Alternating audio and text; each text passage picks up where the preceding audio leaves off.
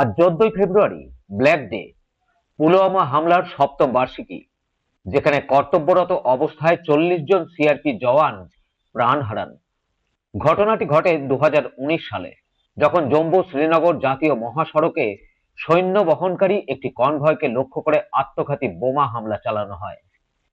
এই ভয়াবহ হামলায় 40 জন জওয়ান নিহত এবং 35 জনেরও বেশি আহত হন, যা এটিকে ইতিহাসের সবচেয়ে ভয়াবহ সন্ত্রাসী হামলাগুলির মধ্যে অন্যতম করে তুলেছে।